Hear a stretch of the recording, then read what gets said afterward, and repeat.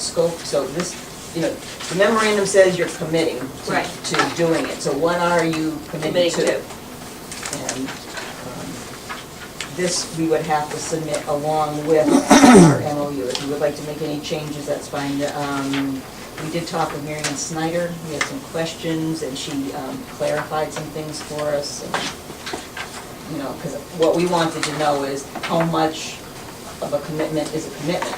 How many things do we say no to? And we questioned a few things, and then she explained to us, even though it didn't seem like it fit, what the benefit to the district would be if we were part of it.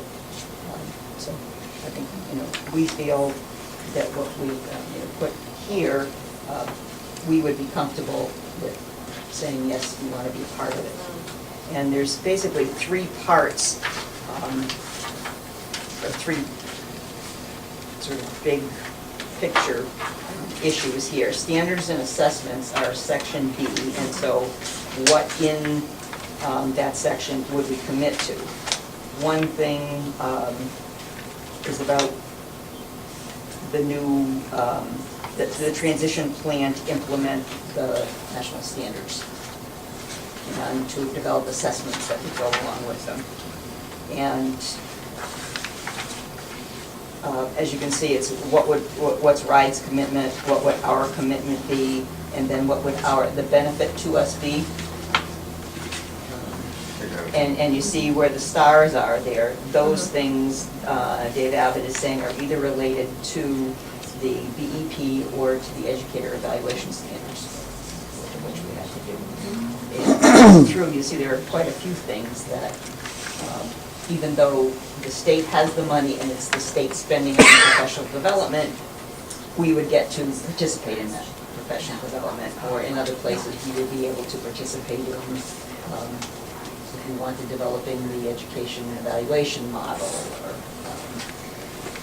being on assessment committees, or having a say, and then benefiting from the training that goes along with it.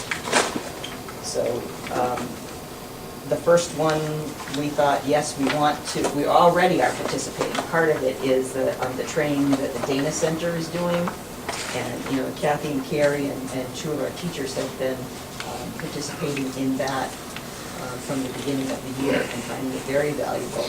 So wanting to continue their involvement with that, and hopefully from that will come for us a map and assessments. The next section is about the data systems, and there are several things about this, and we all know that the state desperately needs to have a usable, user-friendly data system. And in our discussion, I'd say since for 20 years they've been trying to work to get a data system that you could easily look up all of the information you knew about a student and see if they're growing, and see if their courses are appropriate, and see if their IEP is working, that sort of thing. So it looks like finally, if we get the money, we're going to get such a system, and we definitely want to participate in that. They talked about an instructional improvement platform, and we weren't sure what that was. I said, Marianne Simmons says to me, so what is that? It is a data system, and a place where the data would be that you could use that data to make instructional decisions about kids and about programs. And that there would be what they call the dashboard, which I guess is like the desktop, and be able to get that information easily. And just to add also that the commissioner made very clear that if you're not a participating district, there will be a charge for participating in this system. Mm-hmm. We were ready to switch. If you remember, we put money to switch in the budget, and we just pulled back and said, why? We spent time deciding where, what system we wanted to go to. If the state is going to do this, and there's going to be a one statewide system, what if we're picking the wrong one?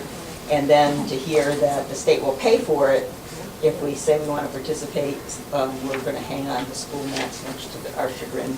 Yeah, I was very surprised that one of the school NK meetings I went to recently, I heard to my shock that we had agreed to, but they were very proudly announcing that we were going to do school max again.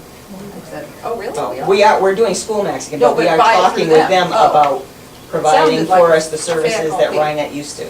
Oh. But now Because they Rhinet presented made it to their committee as though we could. Done deal? They agreed. So we agreed we're gonna stay They with were School gonna- Max, because it doesn't make sense to Right, to switch. change when it might only be a year, and then they say, Right. whoop, that was the wrong thing, and then we have to Right. switch again. Okay, So we're gonna hold off. but you're still talking to them? We're talking to them about, we had Rhinet, I mean, we put all the data in, not me, but, you know, it's actually it's Maggie that wants to do that. Puts the data in, and then when the school, when the state wants a report and they want this element and blah, blah, blah, blah, it's Rhinet that pulls all of those data elements together and prepares the report. We then review the data and send that in. They said they weren't gonna do that anymore. So that's when I was talking to Phil and Phil, because they said they had somebody that could do it for us for a fee, and if it came out to what we were paying Rhinet, that would be a benefit to everybody. But there hasn't been any more talk than casual talk.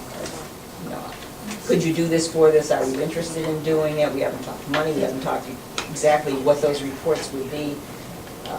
It's a possibility, but somehow we have to arrange to, because it doesn't make sense to, for 1 year, train our own secretaries to do that. Right. It's very tedious work.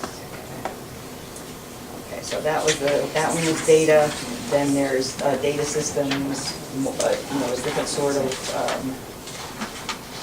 participation. And here, I'm noting that as long as there's funding for it, Yeah, you will right. participate to the extent that the sign-up costs us anything. But they want to train 20% of the teachers in the state. Originally, their original proposal was that every teacher in the state. Well, they want us to teach 20% of our teachers. That's the LEA commitment. 20% will undergo training, but they're gonna provide the training. So we just need to commit that we have 20% of our teachers. Yeah, 20% of the teachers that we would send to their training. So do we have to identify that we have that percentage willing to do it? Or we, What do you think, principals? You think we got 20% would be interested in this? yeah? We just did that. Probably more. And what they'll do is come back and train the others. Everyone's going to need to do it. The state can't do 100% of teachers, so they'll do 20% and we will build capacity. When they were applying for 150 million or whatever it was, there was enough money there Right. to commit, Cut back. for RIDE to train all of the teachers. Now that they can only apply for 75, they're scaling back on how they're going to accomplish that. Originally, And then the next one on data systems is that they're going to make available to the district's research.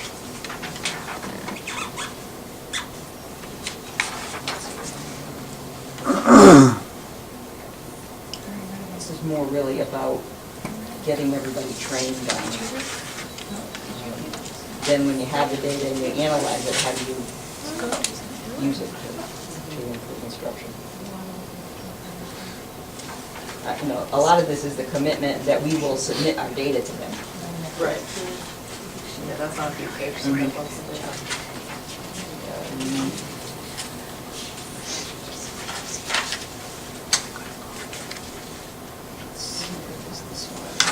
We're on to great teachers and leaders.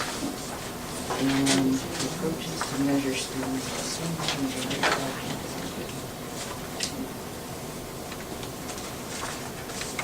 Oh, I think that this has to do with developing the data sources that would be used in evaluation. So that there would be quality data.